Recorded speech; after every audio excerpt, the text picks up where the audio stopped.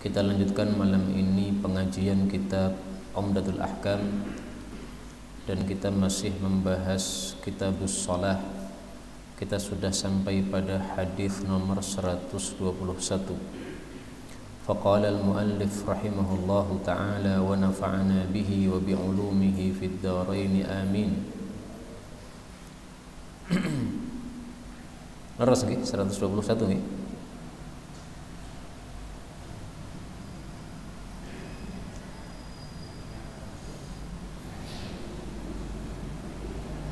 An Abi Hurairah radhiyallahu anhu qala kana adalah Rasulullah sallallahu alaihi wasallam yad'u, membaca doa fi salatihi, di dalam salatnya, Allahumma inni a'udzubika, ya Allah sesungguhnya aku berlindung kepada Engkau, min adzabil qabr, dari siksaan kubur, wa min adzabin nar, dan dari siksaan api neraka, wa min fitnatil mahya wal mamat, dan dari ujian kehidupan dan kematian, wa min fitnatil masihid dajjal, dan dari ujian al-masihid dajjal.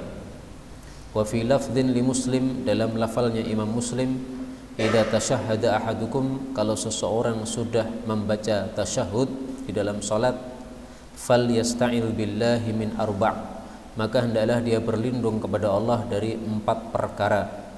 Yaqulu, yaitu dia mengucapkan, Allahumma inni a'udzubika, ya Allah sesungguhnya aku berlindung kepada Engkau, min adzabi jahannam, dari siksaan neraka jahannam. Thumma, kemudian dzakara nahwahu, beliau menyebutkan yang semisal hadis di atasnya tadi. Hadis ini bicara tentang bacaan dalam tahiyat atau tasyahud. Sebagaimana sudah kita bahas pada pertemuan yang lalu, orang yang tasyahud itu membaca at-tahiyatulillah, pujian kepada Allah, kemudian membaca salawat kepada Nabi SAW, kemudian setelah selesai innaka hamidum majid, nah baru ditutup dengan doa ini, Allahumma inni a'udzubika min adzabil qabri, dan seterusnya. Apa hukum membaca doa ini? Ini kan diperintahkan Nabi, ya, fal yasta'il, hendaklah dia membaca doa perlindungan dari 4 ini. Perintah dalam Quran maupun dalam hadis itu ada 2 kemungkinan, perintah wajib atau perintah sunnah. Nah, di sini perintah apa ini? Menurut mayoritas para ulama, perintah di sini maksudnya adalah perintah sunnah. Sehingga seandainya kita sholat tidak membaca doa perlindungan ini, sholat kita sah, tetapi kurang utama. Kenapa kurang utama? Tidak melakukan perintah Rasulullah SAW. Sebagian kecil ulama berpendapat bahwa perintah di sini hukumnya wajib, dan kalau tidak dilakukan maka sholatnya harus diulangi. Imam Tawus yang berpendapat seperti itu, dia mengatakan kepada anaknya Abdullah bin Tawus, waktu Abdullah bin Tawus sholat tanpa membaca doa perlindungan ini, maka dia mengatakan a'id sholatak, sholatnya kamu ulangi, karena belum sah, karena kamu belum melakukan perintah Nabi SAW. Tapi kalau kita pakai pendapat mayoritas para ulama, termasuk mazhab Syafi'i, mazhab 4, semuanya mengatakan bahwa doa ini hukumnya apa? Sunnah. Kaum muslimin rahimani wa rahimakumullah, dari hadis ini kita ambil beberapa faedah. Faedah yang pertama, a'udzubika, aku berlindung kepada Engkau ya Allah, menunjukkan bahwa berlindung itu hanya kepada Allah Subhanahu wa ta'ala. Kenapa berlindung hanya kepada Allah? Yang bisa memberikan perlindungan hanyalah Allah Subhanahu wa ta'ala. Tidak ada seorang pun yang bisa memberi manfaat atau memberi madarat selain Allah Subhanahu wa ta'ala. Karena itu di dalam Islam ini, kalau ada orang meyakini suatu benda tertentu bisa memberi manfaat atau madarat, misalnya ini saya punya keris, kalau selama keris saya ini ada di dalam rumah saya, maka toko saya pasti akan laris. Yang bikin laris apa? Yang bikin laris nih keris ini. Kalau kerisnya hilang, saya nggak bisa apa-apa ini. Nah, ini berarti syirik kepada Allah Subhanahu wa ta'ala, karena meyakini suatu keris bisa memberikan manfaat atau madarat sementara dia bukan Allah Subhanahu wa ta'ala.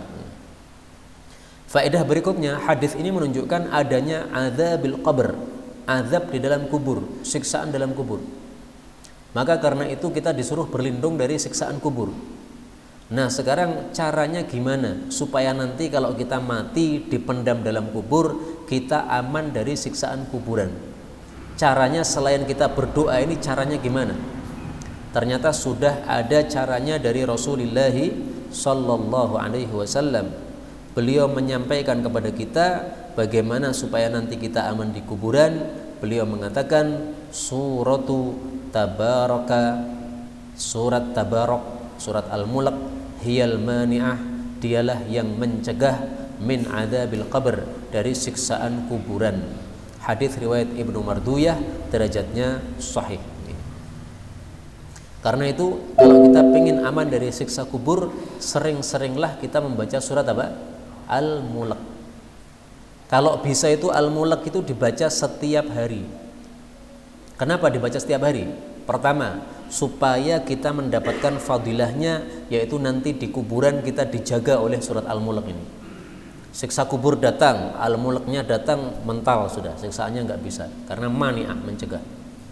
Yang kedua, kenapa kita membaca Al-Mulk setiap malam? Karena ternyata Rasulullah sallallahu alaihi wasallam juga membaca surat Al-Mulk setiap malam. Jadi Rasulullah itu punya 2 surat yang selalu dibaca setiap malam. Mari kita lihat. Karena adalah Nabi sallallahu alaihi wasallam la yanamu, tidak tidur, hatta yaqra'a, sampai membaca Alif Lam Mim Tanzil As-Sajdah, surat As-Sajdah. Ini surat yang ke-32. Wa tabarakalladzi biyadihil mulk, dan juga surat Al-Mulk. Hadis riwayat Tirmidzi dari Jabir, derajatnya adalah sahih. Nah, maka kalau bisa ya 2 surat ini dibaca setiap hari. Tidak datang waktu tidur malam kecuali kita sudah membaca 2 surat ini.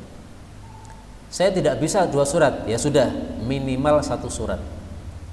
Kan ini 2 surat kan, Sajdah sama Al-Mulk, minimal Al-Mulk. Kenapa Al-Mulk?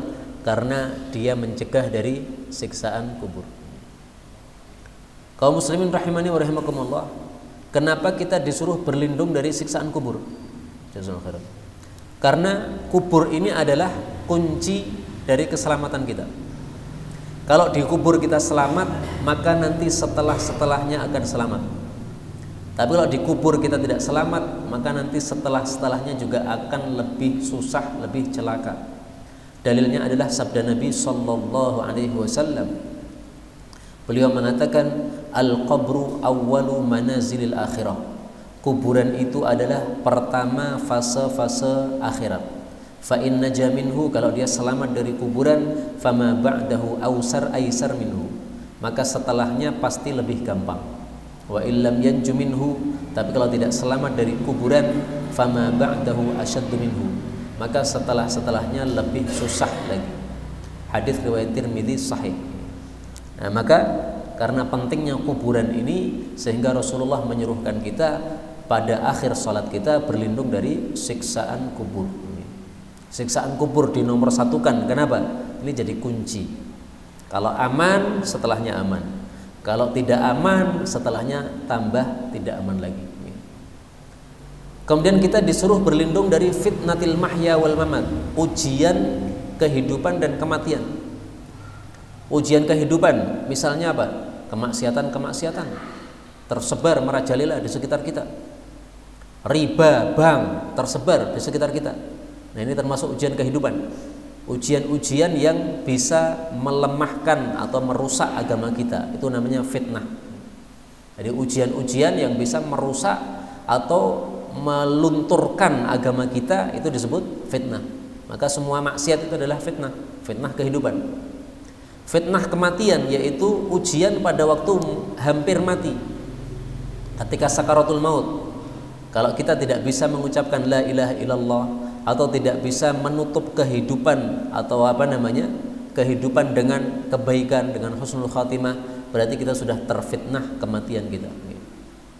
Ada juga yang memaknai bahwa fitnah kematian itu adalah fitnah setelah mati, ujian setelah mati. Setelah mati masuk alam kubur kan. Nah, di alam kubur nanti akan ditanya oleh malaikat, siapa Tuhanmu, apa agamamu, siapa nabimu. Nah, ini adalah fitnah, ini adalah ujian dalam kubur. Nah, kita berlindung dari ujian dalam kubur supaya kita bisa menjawab semua ujian-ujian tersebut. Kemudian disuruh berlindung dari Masihid Dajjal. Masih ini ada dua. Ada Al-Masih yang membawa petunjuk, yaitu Nabi Isa. Ada Al-Masih yang membawa kesesatan, yaitu Dajjal. Sama-sama disebut Al-Masih. Kenapa Dajjal disebut Al-Masih? Karena matanya salah satunya diusap oleh Allah sehingga jadi buta, sehingga dia hanya melihat dengan satu mata. Jadi mata Dajjal itu bukan satu di tengah, bukan. Ya, matanya tetap dua, kanan kiri, tapi satunya dihapus oleh Allah Subhanahu wa Ta'ala. Kalau ada yang menggambarkan Dajjal itu matanya satu di tengah, itu karena dia tidak membaca hadis-hadis Nabi Sallallahu Alaihi Wasallam. Matanya dua tapi satunya apa? Diusap, dibutakan oleh Allah Subhanahu wa Ta'ala. Adapun Al-Masih untuk Nabi Isa itu artinya adalah pengusap. Karena Nabi Isa itu kalau ada orang sakit diusap itu sembuh. Jadi seandainya Nabi Isa sekarang ini ada di dunia, kita nggak perlu takut COVID. COVID datang positif, gitu, langsung datang pada Nabi Isa. Nabi Isa, tolong saya diusap.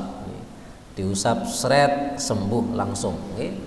Nah, maka kalau Nabi Isa masih ada sekarang ini, COVID ndang rampung, COVID apa? Ndang rampung. Tapi Nabi Isa masih di langit, Pak. Nggak akan turun kecuali dengan izin Allah Subhanahu wa Ta'ala. Baik, kita lanjutkan. 122. An Abdullah bin Amr bin Al-As radhiyallahu anhuma an Abi Bakr As-Siddiq radhiyallahu anhu annahu, bahwasanya Abu Bakar qala li Rasulillah, berkata kepada Rasulullah sallallahu alaihi wasallam, "Allimni du'aan, ajari saya satu doa, ad'u bihi fi salati, yang saya akan mendoa dengannya di dalam salat saya." Qala, beliau mengatakan, qul, ucapkanlah, Allahumma inni zalamtu nafsi zulman katsira, ya Allah, sesungguhnya aku telah mendolimi diri saya dengan kezaliman yang banyak. Boleh juga dibaca kabiro, ya, kezaliman yang besar. Wala yaghfiru dzunuba, dan tidaklah mengampuni dosa-dosa illa anta, kecuali engkau saja. Faghfirli, maka ampuni saya, maghfiratan min indika, ampunan dari hadapanmu. Warhamni, dan rahmati saya, innaka anta, sesungguhnya engkau al-ghafur, zat yang maha pengampun, ar-rahim, zat yang maha penyayang. Hadis ini menunjukkan bahwa di dalam salat kita disyariatkan untuk berdoa kepada Allah Subhanahu wa Ta'ala. Doanya tidak perlu angkat tangan, karena tidak ada dalilnya membaca doa ini sambil angkat tangan, kecuali yang ada dalilnya, ya, kayak misalnya kunut. Nah, itu ada dalilnya mengangkat tangan. Silahkan kalau kunut angkat tangan, tapi untuk doa ruku, atau doa sujud, atau doa ketika duduk di antara dua sujud, itu nggak perlu angkat-angkat tangan gini. Kenapa? Nggak ada dalilnya. Lah sekarang doa ini yang ad'u bihi fi sholati, saya baca dalam sholat saya, ini dibaca di mana?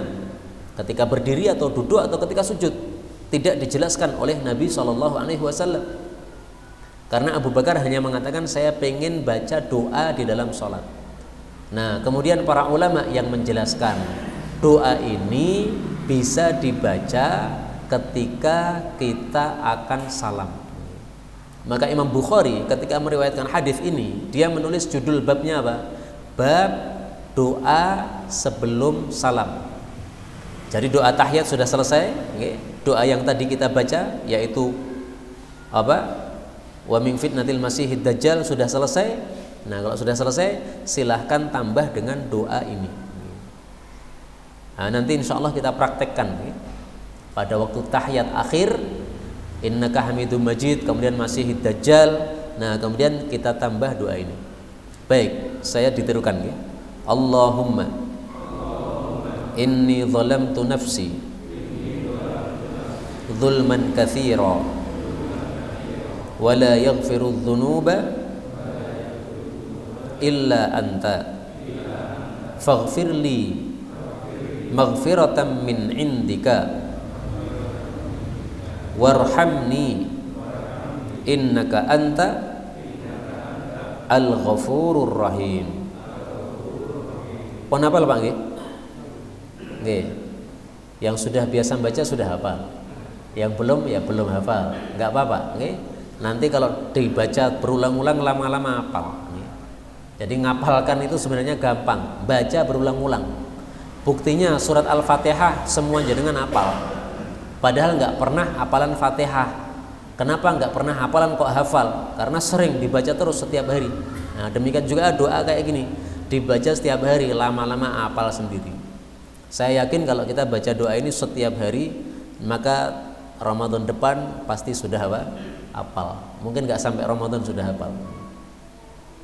Apakah boleh doa ini dibaca di selain tahiyat? Boleh. Seandainya dibaca ketika sujud, nggak ada masalah. Karena para ulama katakan sujud adalah tempat untuk berdoa ketika sholat, dan duduk tahiyat akhir juga merupakan doa ketika sholat, di dalam sholat. Maka dua tempat ini boleh kita untuk membaca doa tersebut. Dalilnya apa? Rasul Shallallahu Alaihi Wasallam bersabda dalam hadis yang lain, aqrabu ma yakunul abdu wa amma sujud, adapun sujud, fajtahidu fid du'a, maka sungguh-sungguhlah berdoa kepada Allah, faqaminun ayyustajaba lakum, maka sepantasnya akan dikabulkan oleh Allah. Kenapa sujud sepantasnya doa dikabulkan? Karena sujud itu kondisi paling dekatnya kita kepada Allah Subhanahu wa taala. Dan ini hadisnya riwayat Imam Muslim, derajatnya sahih. Bahkan seandainya kita tidak membaca doa ini, tapi membaca doa bebas, boleh. Ketika sujud, pengen doa apa saja, terserah, bebas sudah. Tahiyat, doa tahiyat sudah selesai, sudah masih dajjal, imamnya belum salam. Daripada kita diam nggak berpahala, maka mending kita nambah doa-doa. Doa apa? Bebas, total bebas. Yang penting pakai bahasa Arab. Karena tidak ada dasarnya sama sekali orang sholat pakai bahasa selain Arab. Padahal sahabat Nabi itu aneka ragam. Ada yang Arab, ada yang non Arab, ada yang Persi, ada yang Romawi. Tapi mereka semuanya kalau sholat itu semuanya pakai bahasa Arab, sebagaimana diajarkan oleh Rasulullah Shallallahu Alaihi Wasallam. Kemudian doa ini, aku mendolimi diriku sendiri dengan kedoliman yang banyak. Maksudnya apa? Maksudnya aku berbuat maksiat. Jadi mendolimi diri maksudnya apa? Maksiat. Kenapa maksiat itu disebut mendolimi diri? Karena kalau kita berbuat maksiat, berarti kita telah berhak untuk disiksa oleh Allah Subhanahu wa taala. Nah, menjadikan diri kita berhak disiksa oleh Allah, ini berarti mendolimi diri sendiri. Tidak menyelamatkan diri, tapi malah apa? Mendolimi diri sendiri. Nah, doa pengakuan kezaliman seperti ini disebut oleh para ulama dengan istilah doa i'tiraf. I'tiraf itu artinya pengakuan. Doa i'tiraf menurut para ulama adalah doanya para nabi. Nabi Adam membaca doa i'tiraf. Nabi Musa membaca doa i'tiraf. Nabi Yunus membaca doa i'tiraf ketika dimakan oleh ikan itu, dalam perut ikan itu. Nabi Muhammad SAW mengajarkan doa i'tiraf. Maka doa i'tiraf, doa pengakuan dosa, ini adalah doa yang sangat-sangat mulia, doanya para nabi. Karena itu tolong betul-betul doa ini dibaca sampai lama-lama hafal. Insya Allah nanti salat isya kita praktekkan membaca doa ini bagi yang sudah hafal. Hadis berikutnya 123. An Aisyah radhiyallahu anha qalat, ma shalla, tidaklah salat Rasulullah sallallahu alaihi wasallam salatan, suatu salat, ba'da an nazalat alaihi, setelah turun kepada beliau ayat idza jaa nasrullahi wal fath, apabila telah datang pertolongan Allah dan kemenangan. Kemenangan maksudnya adalah Fathu Makkah pada tahun 8 Hijriah. Illa yaqulu fiha, kecuali Nabi pasti mengucapkan di dalam salat tersebut, subhanakallahumma rabbana wa bihamdik Allahumma ighfirli. Maha suci engkau wahai Rabbku, dan dengan memujimu ya Allah ampunilah aku. Hadis ini menunjukkan apa? Bahwa doa rukuk dan doa sujud Nabi setelah turun surat An-Nasr, surat An-Nasr idza jaa nasrullah wal fath, maka beliau selalu membaca doa ini, subhanakallahumma rabbana bihamdik Allahumma ighfirli. Maka ini doa rukuk dan doa sujud Nabi di akhir-akhir hayat Nabi. Karena Fathu Makkah itu terjadinya tahun 8 Hijriah. Sementara Nabi wafatnya tahun 11 Hijriah. 8, 9, 10. Jadi 3 tahun akhir hayat Nabi, beliau mengubah doa sujud dan doa rukuknya. Yang dulu biasanya rukuk itu subhana rabbiyal azim. Kalau dulu ketika sujud itu subhana rabbiyal a'la. Lah mulai turun surat ini sampai akhir hayat beliau, beliau selalu rukuk dan sujud membaca subhanakallahumma rabbana wa bihamdik Allahumma ighfirli. Karena itu kita bebas. Rukuk baca doa ini boleh dan itu bagus, karena itulah yang dibaca oleh Nabi di akhir hayatnya. Tapi membaca yang dulu-dulu dibaca Nabi subhan rabbiyal azim juga bagus, nggak ada masalah, bebas. Kalau subhan rabbiyal azim bacalah 3 kali, subhan rabbiyal azim, subhan rabbiyal azim, subhan rabbiyal azim, sami'allahu liman hamidah, minimal 3 kali, minimal kesempurnaan 3 kali. Tapi untuk yang ini 1 kali sudah cukup, subhanakallahumma rabbana wa bihamdik Allahumma ighfirli. Kenapa 1 kali udah cukup? Karena ini sudah panjang. Ini panjangnya kira-kira sama dengan subhana rabbiyal azim yang 3 kali tadi. Tapi seandainya kita baca ini 3 kali, lebih bagus, lebih banyak, lebih bagus. Tapi kalau jadi imam jangan panjang-panjang. Membaca subhanakallahumma rabbana wa bihamdik Allahumma ighfirli ping 100, ya jangan. Kalau jadi imam jangan. Kalau salat malam terserah, mau baca 100, baca 1000 nggak ada masalah. Wa fi lafdhin, dalam lafal yang lain, kana adalah Rasulullah sallallahu alaihi wasallam yukthiru memperbanyak ayyakula untuk mengucapkan fi ruku'ihi dalam rukuknya, wa sujudihi dan dalam sujudnya, subhanakallahumma rabbana wa bihamdik Allahumma ighfirli. Jadi ringkasnya bacaan rukuk dan bacaan sujud dari Nabi sallallahu alaihi wasallam itu ada beraneka ragam. Tidak hanya 2 yang saya ceritakan tadi ya. Ada lagi subuhun qudusun rabbul malaikati waruh, ada juga doa kayak begitu. Ada juga sajada sam'i wa basari wa mukhi dan sebagainya terus. Maka intinya setiap wirid yang diajarkan Nabi ketika ruku, ketika sujud, ketika tahiyat, kalau hadisnya sahih silahkan dipakai. Doa iftitah itu juga banyak. Allahu Akbar, takbiratul ihram. Terus sebelum baca Al-Fatihah baca doa iftitah. Iftitahnya apa? Bebas, yang penting ada dalilnya dari Nabi. Karena macam-macam, banyak sekali.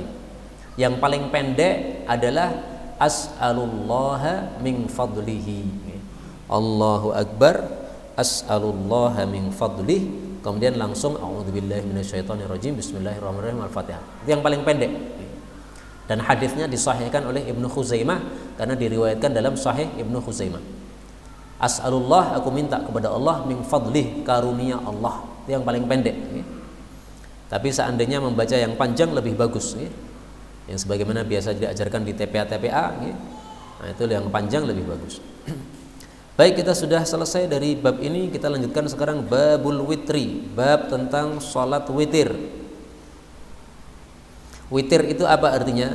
Witir artinya ganjil. Boleh disebut witir, boleh disebut watir. Witer atau water, dua-duanya benar. Dalilnya apa? Dalilnya dalam Al-Quran. Allah subhanahu wa ta'ala mengatakan, wal fajr wa layalin ashr wasyaf'i wal witr, atau wasyaf'i wal watr. Biasanya dibaca witer napa water? Water. Tapi untuk salat biasanya disebut witer. Nah, maka menunjukkan dua-duanya boleh. Dan ayat ini memang ada 2 bacaan. Panjenengan baca witer boleh, baca water juga boleh. Semuanya qiraah yang mutawatirah yang diajarkan oleh Rasulullah sallallahu alaihi wasallam. Dan insya Allah nanti untuk salat isya saya akan bacakan surat Al-Fajr ini, tapi dengan bacaan yang berbeda dari biasanya. Wasyaf'i wal witr wal laili idza yasri alam tara kaifa fa'ala rabbuka bi'ad. Nah, nanti bacaan yang berbeda supaya panjenengan tahu bahwa ayat-ayat ini bisa dibaca dengan dua model bacaan yang semuanya benar karena semuanya diajarkan oleh Rasulullah sallallahu alaihi wasallam. Baik, itu arti dari witir ya, ganjil. 124. An Abdullah bin Umar radhiyallahu anhuma qala, sa'ala telah bertanya rajulun seorang laki-laki kepada an-nabiyya sallallahu alaihi wasallam, wa huwa sementara beliau itu alal mimbar, di atas mimbar. Ma tara, apa pendapat Anda fi sholatil lail, tentang salat malam, salat tahajud? Qala, beliau mengatakan masna masna, 2 rakaat 2 rakaat. Maksudnya 2 rakaat salam, 2 rakaat salam. Fa idza khasya, kalau seseorang khawatir, ahadukum ya, salah satu dari kalian khawatir apa? As-subha, subuh, shalla wahidatan, maka dia salat 1 rakaat. Untuk apa? Fa autarat, maka mengganjilkan lahu untuk dia ma shalla, apa yang sudah dia lakukan dari salatnya. Wa annahu kana yaqulu, Nabi juga bersabda, ij'alu, jadikanlah akhir salatikum, akhir salat kalian, bil laili, di waktu malam, witron, ganjil rakaatnya itu. Hadis ini menunjukkan disyariatkannya salat tahajud dan salat witir. Salat tahajud itu apa? Salat yang dilakukan di malam hari setelah isya sampai dengan subuh, itu namanya salat tahajud. Boleh dilakukan setelah isya langsung sebelum tidur, boleh juga dilakukan setelah tidur baru kemudian bangun kemudian sholat tahajud. Dan itu makna asal dari tahajud. Tahajud itu bangun dari tidur untuk sholat, itu makna asal dari tahajud. Kemudian disyariatkan juga sholat witir. Sholat witir sebagai penutup sholat tahajud. Sholat tahajud 2 rakaat 2 rakaat 2 rakaat, tutup dengan sholat witir. Nah, dari sini kita ambil beberapa faedah. Faedah pertama, bahwasanya ada seorang bertanya padahal Nabi alal mimbar, Nabi sedang di atas mimbar. Jadi seorang khatib yang sedang khutbah ditanya itu boleh. Dan ini khutbah apapun boleh. Khutbah Jumat, khutbah Idul Fitri, khutbah Idul Adha, atau khutbah pengajian. Karena Nabi kalau mengajar pengajian itu naik mimbar, duduk, kemudian sahabat-sahabatnya di sekitar beliau supaya mereka bisa mendengar semua ucapan Nabi. Maka Nabi ditaruh tempat yang lebih tinggi.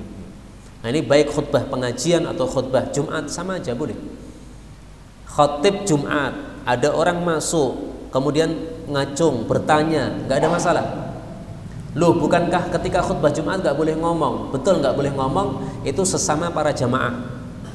Tapi kalau khatib bicara kepada jamaah atau jamaah ngomong kepada khatib, nggak ada masalah. Seperti misalnya siang tadi ya, saya khutbah Jumat, saya ngomong kepada para jamaah, saya bilang, adik-adik yang di belakang jangan rame. Siapa yang rame ngomong ketika khutbah dilangsungkan, maka dia pulang tidak bawa pahala Jumatan, pahala Jumatannya batal, dia hanya bawa pahala sholat duhur. Saya ngomong gitu, Pak. Tapi adik-adik yang di belakang masih rame aja, nggak mendengarkan ucapan saya. Jadi mereka sibuk rame, nggak peduli saya ngomong apa, nggak dengar. Ya sudah, namanya anak-anak kecil, ya sudah. Dan setelah selesai khutbah, salah satu takmir mengatakan, di mana-mana Ustaz, yang namanya anak kecil itu jadi masalah pada waktu khutbah Jumat. Di mana-mana, kata beliau, masjid itu jadi masalah kalau ada anak-anak kecil yang sangat banyak. Wallahu a'lam. Baik, ke sini, kembali ke sini. Dalam hadis ini Nabi mengatakan masna masna, salat malam itu 2 rakaat salam, 2 rakaat salam. Ini menunjukkan salat malam paling utama 2 rakaat salam, 2 rakaat salam. Meskipun 4 rakaat baru salam juga boleh. Kenapa? Aisyah mengatakan Rasulullah kalau salat malam itu 4, kemudian 4, kemudian 3. Ini menunjukkan bahwa 4 langsung boleh. Nabi juga sholat sunnah 4 rakaat sebelum asar, 4 langsung. Nabi juga menghasung sholat sunnah sebelum duhur 4 langsung, tidak 2 salam 2 salam. Karena itu kata-kata masna masna, 2 rakaat salam 2 rakaat salam, ini bukan kewajiban tetapi keutamaan. Nah, maka kita perlu membedakan mana yang wajib, mana yang hanya keutamaan. Kalau yang wajib jangan diselisih, harus begitu karena wajib. Tapi kalau yang keutamaan diselisih boleh.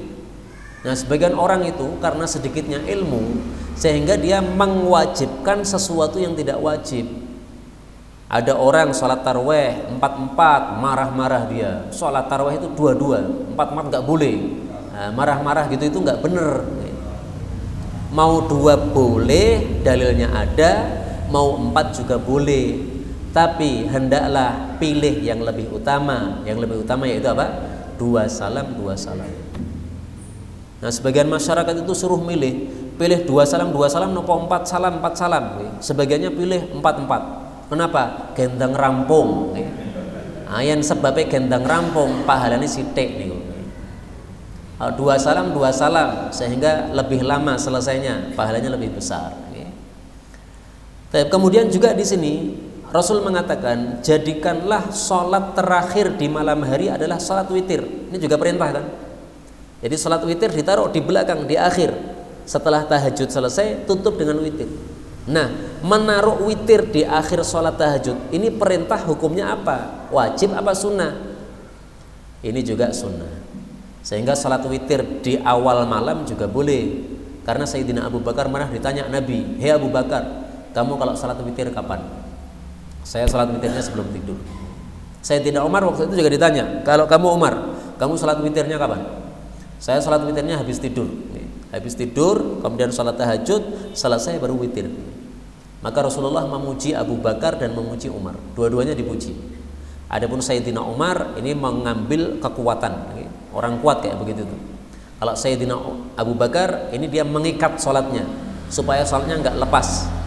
Karena kalau kita sholat witirnya ditaruh bangun tidur, kadang-kadang bangun tidurnya pas subuh sehingga tidak bisa sholat witir lagi. Nah, maka supaya sholat witirnya tidak lepas, ditaruh sebelum tidur. Maka ini perintah hukumnya sunnah ya. Jadikan akhir sholat adalah witir sunnah. Bukti bahwasanya ini hanya perintah sunnah. Nabi pernah setelah selesai sholat witir, beliau nambah lagi sholat 2 rakaat. Nambah lagi sholat apa? 2 rakaat. Jadi sholat tahajud sudah selesai, kemudian witir 3 rakaat atau 1 rakaat, kemudian salam, kemudian masih belum adzan subuh, beliau nambah 2 rakaat lagi. Menambahnya dengan duduk sholatnya, dan dia membaca pada rakaat pertama surat Az-Zilzal, rakaat yang kedua surat Al-Kafirun. Karena itu kadang-kadang saya setelah witir sholat dengan duduk 2 rakaat. Rakaat pertama Az-Zilzal, rakaat kedua apa? Al-Kafirun, supaya persis dengan apa yang dilakukan oleh Rasul Sallallahu Alaihi Wasallam. Nah, silahkan yang belum pernah melakukan nanti dilakukan. Salat tahajud selesai, witir selesai, tambah 2 rakaat. Duduk. Kenapa duduk? Ya sebenarnya tidak wajib duduk. Tapi waktu itu Nabi sholatnya duduk. Nah, kita ikut-ikutan duduk. Waktu itu Nabi membaca Az-Zilzal sama Al-Kafirun. Kita baca Az-Zilzal Al-Kafirun. Apakah baca yang lain tidak boleh? Boleh. Tapi kita baca Zilzal sama Kafirun, kenapa? Nabi dulu membaca itu. Nah, supaya persis dengan Rasul Sallallahu Alaihi Wasallam. Minimal sekali dalam seumur hidup dilakukan. Karena ilmu itu supaya barokah harus apa? Dilakukan. Ilmu kalau nggak dilakukan nggak berkah.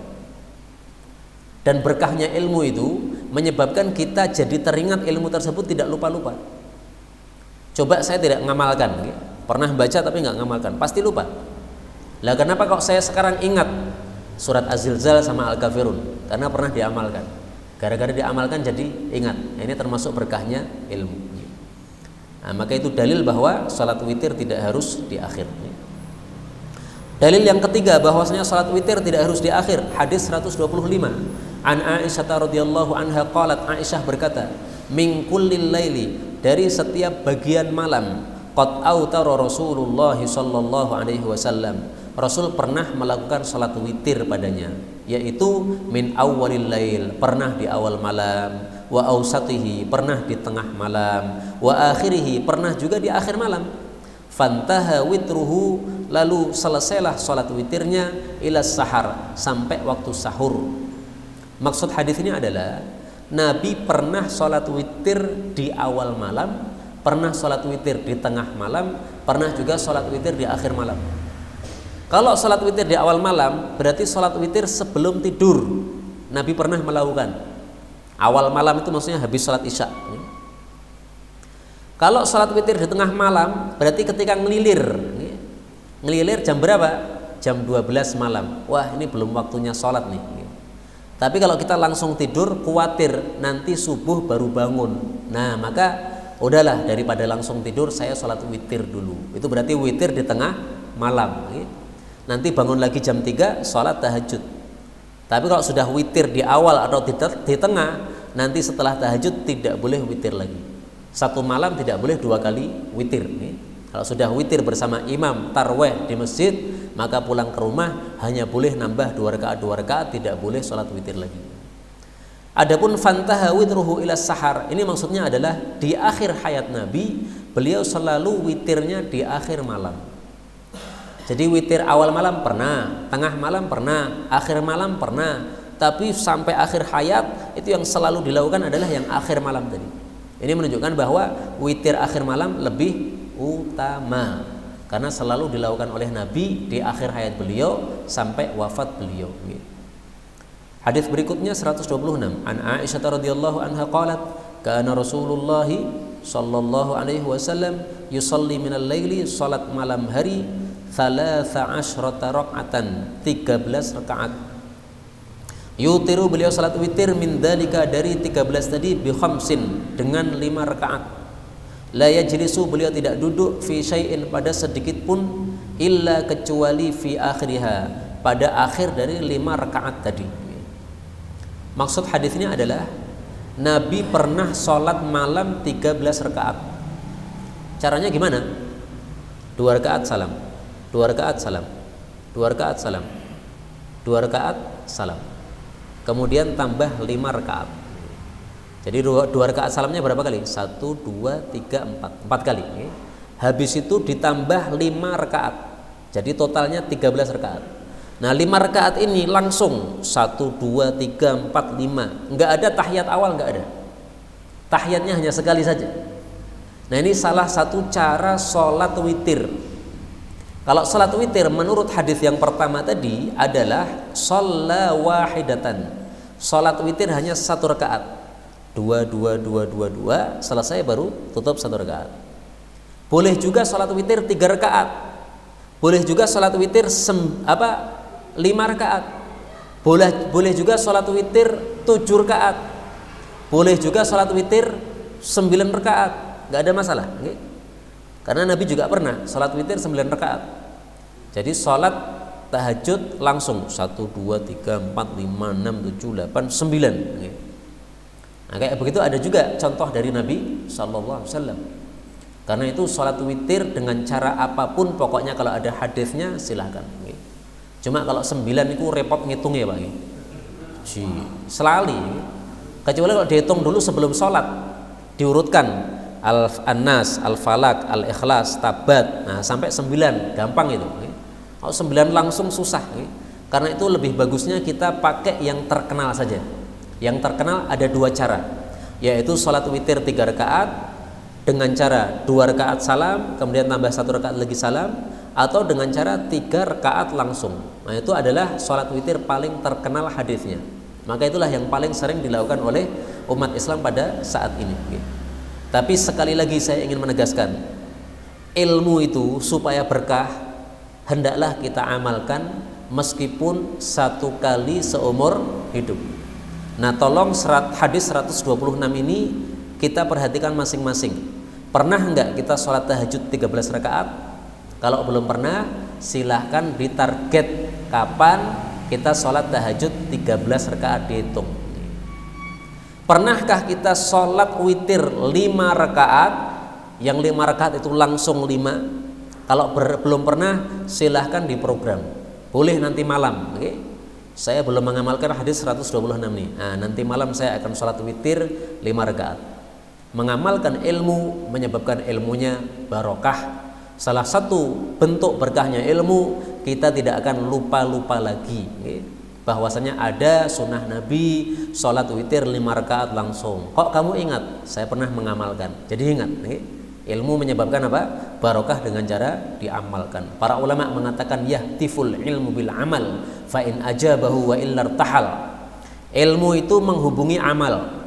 Kalau amal menjawab, maka dia akan tetap ada di situ. Tapi kalau amalnya tidak menjawab, maka ilmunya pergi. Jadi seolah-olah seperti nelpon, ilmu nelpon, hei amal, kamu datang enggak? Nah, si amal jawab, ya saya datang, saya ngamal. Nah, maka ilmunya tetap di situ, enggak pergi. Kalau ditelepon, hei ngamal, kamu datang enggak? Enggak dijawab, nah, si ilmu pergi. Ngamal rane, ya wis, aku lunga wae. Nah, maka gara-gara kita sering lupa itu apa? Ilmu enggak diamalkan. Itu yang menyebabkan apa? Sering lupa. Kalau pengen ilmu enggak lupa, amalkan. Insya Allah teringat dan diberkahi oleh Allah Subhanahu wa taala. Semuanya insya Allah siap mengamalkan hadis ini? Insya Allah. 13 rakaat dan 5 rakaatnya witir langsung. Wallahu a'lam bissawab. Walhamdulillahirabbil alamin. Inilah yang dapat kita pelajari pada malam hari ini. Benarnya dari Allah, kalau ada salahnya fa astaghfirullahal azim li wa lakum.